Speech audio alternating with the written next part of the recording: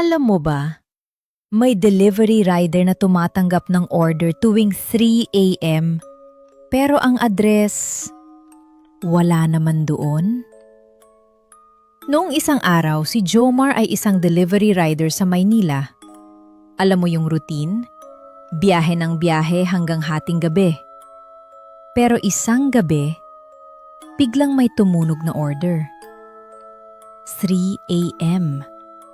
Ang sabi ng app, Unit 304, Abad Santos Building. Pero ito ang weird pare. Alam ni Jomar ang lugar na yon. Abandoned na yon. Sira-sira, walang nakatira. Pero sige, pinuntahan niya.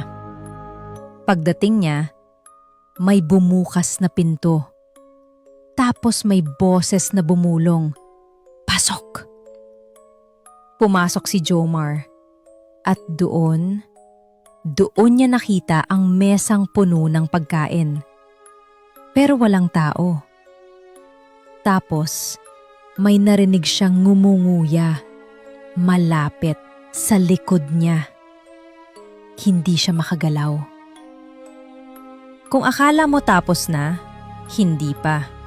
Panuurin ang part 2 para malaman kung ano ang kumakain sa likod niya.